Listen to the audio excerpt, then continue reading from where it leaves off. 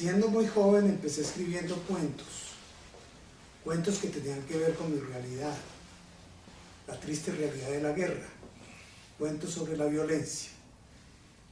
Entonces publicamos un libro junto con mi hermano Carlos Orlando que llamamos Las primeras palabras. Eran 8 relatos, 4 de él y 4 míos, que habían sido premiados en distintos concursos literarios nacionales y que, siendo tan jóvenes, quisimos reunir en un libro con una portada de John de Greg, un pintor muy extraño de la época de los 60. Ese primer libro tuvo una aceptación de nuestra generación, de los escritores de nuestra generación, y tuvo un camino muy bello, puesto que poco a poco fueron incluyéndose relatos de ese libro en distintas antologías de cuento colombiano. Escribí un cuento largo llamado El jardín de las Hartmann, que también tenía que ver con mi infancia, con mi pueblo, con el Líbano Tolima. Ese cuento partía de una imagen de unas alemanas que iban casi en fila rumbo a la iglesia vestidas de negro. Yo estaba escribiendo en ese entonces sobre el tema de la violencia, no he dejado de escribir sobre ese tema, y mostré a algunos amigos, entre ellos Germán Santamaría y Germán Vargas, y por supuesto a mi hermano Carlos Orlando, el cuento, y todos estuvieron de acuerdo en que tenía un aliento para hacer una novela. Entonces, en esa etapa hermosa al lado de Darío Ortiz Vidales, escribí mi primera novela, El jardín de las Hartmann, que luego sería de las Weisman y posteriormente de las Baum en una versión para la televisión. Todo esto de los nombres tenía que ver con el equívoco entre la realidad y la ficción, y tenía que ver con los personajes reales que vivieron en el Líbano, que no son realmente los que están en el libro, y los personajes que yo iba creando en mi ficción. Luego de mi viaje definitivo a Bogotá, empecé a escribir una literatura urbana que tenía que ver con Bogotá y la ciudad, pero siempre el fenómeno de la guerra y el fenómeno social, y fue Irene, una historia de amor, de apartamentos, una historia de clandestinidades, que luego se publicó en Plaza y Janés con una linda portada de Salvador Dalí. Este libro, por fortuna, junto con El jardín, ha tenido una suerte muy grande, ha sido traducido a varios idiomas y es tenido en cuenta en la historia de la literatura nacional. Después, mi tercera novela, 6 hombres, una mujer, fue escrita también en el albor de la ciudad, en la pasión de la música, en la vida cotidiana de un grupo de intelectuales, profesores, y es definitivamente, como todos mis libros, otra historia de amor. La literatura es una forma de vida, como lo es el panadero, como lo es el mecánico, simplemente que su materia son las pasiones, los dolores, amores de los seres humanos. Optar por la literatura fue para mí algo muy especial, porque al principio, con la conexión con los libros, me hicieron entender que dentro de ellos había unos mundos maravillosos y fantásticos que aportaban mucho a mi vida personal y a mi vida profesional, puesto que desde muy pequeño fui un profesor de escuela, profesor de bachillerato de literatura, y veía que al enseñarla, leer poesía, leer cuentos, leer novelas, despertaba en mis estudiantes y en mí como profesor una actitud diferente frente al mundo.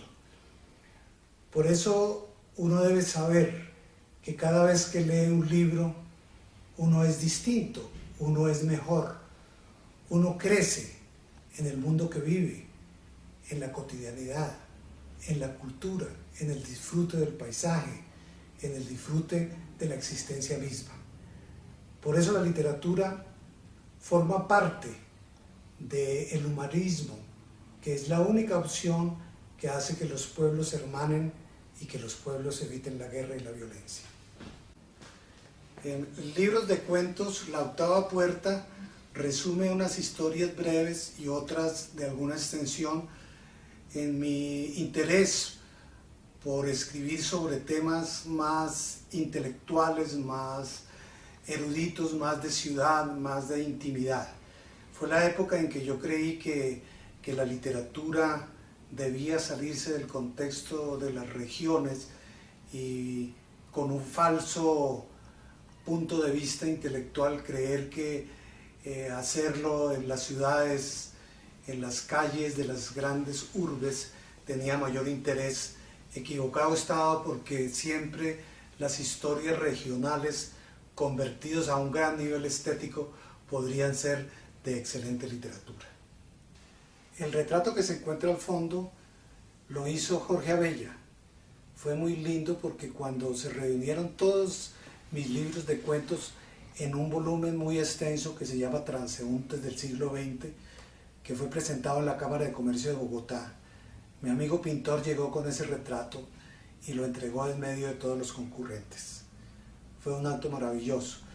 En Transeúntes del siglo XX se encuentran todos mis relatos desde la época de las primeras palabras hasta los últimos de las pequeñas batallas, que también tienen que ver con la generación que me correspondió vivir, convivir, soñar, beber, bailar, todo lo que un escritor debe tener para luego sentarse con disciplina a hacer su trabajo literario. La mayoría de las reediciones de mis libros han sido hechas por Pijao Editores, la empresa quijotesca que montamos junto con mi hermano Carlos Orlando por los años 70. Llevamos ya por esta época 300 títulos, que en promedio de 1000 ejemplares serían 300.000 ejemplares, que andan quién sabe dónde, siendo leídos quién sabe por quién, esos lectores invisibles que tanto nos interesan. Los libros en este largo tiempo de la creación literaria han sido como la disciplina para lograr mi proyecto mayor, que es la escritura de una novela que para mi generación parecía imposible de elaborar, la novela de la guerra. Y así he escrito un largo texto de 4 sagas de amor que tienen que ver con la época de los años 900, las guerras civiles, hasta llegar al 2001, la época de la caída de las Torres Gemelas. Ese es mi gran proyecto. He dedicado gran parte de mi vida en hacerlo, con disciplina, con documentación, sin premura, con pasión, con el tiempo necesario, sin ganas de lograr nada con él, pero ahí estará. Creo que en el año 2011 ese libro ya estará en mano de esos lectores invisibles que son los que tanto me interesan. Este retrato también corresponde a un pintor maravilloso del Tolima que se llama Darío Ortiz Robledo, de quien siempre esperé lo mejor y ha dado lo mejor. Gran artista, gran intelectual además. Lo pintó cuando tenía 18 y 17 años y fue cuando yo saludé con un pequeño texto su trabajo, su habilidad como pintor. El Tolima para mí significa las raíces, mi esencia, mi niñez, el origen de mis textos, mi familia, mi adorable madre, mis hermanos, mis colegas, maestros y profesores, el paisaje, la violencia, la guerra, todo eso es para mí el Tolima, el café, el olor de sus calles, Ibagué, la música y la literatura misma. El Tolima para mí son las raíces de mi propio ser, es el sentido de hacer de mi vida en la proyección de ese terruño, a veces sin ser nombrado, pero siempre presente. Hay quienes dicen que esa mujer aceita las bisagras para que nadie se entere de sus amantes nocturnos. Se oyen golpear copas, boleros antiguos a bajo volumen y sollozos en las madrugadas. Hay quienes dicen que esa mujer se turna los placeres. Otros dicen que su esposo no murió en la guerra, sino que le hace el amor desde el portarretrato. Forma parte este poema de mi libro Entre calles y aromas, que fue Premio Nacional de Literatura y de Poesía. Este libro contiene historias tristes de amor, de soledad, de música, de tortura, de desapariciones, eso que le duele tanto a nuestro país. Tengo mucho respeto por la poesía, por eso he intentado poco o lo he hecho secretamente. Una de mis últimas pasiones ha sido la pintura. Este es una de mis marinas que le hice a Elsa, mi esposa, para nuestra habitación. Tengo gran pasión por el mar, gran pasión por el color del mar, por las luces, por su inmensidad, por lo inconmensurable que tiene su entraña. Por eso pinto marinas. No soy pintor, simplemente un aficionado. A veces me siento apenado cuando viene Darío Ortiz Robledo a mi apartamento y saluda colega por pintor. Y yo le digo colega porque él también escribe literatura.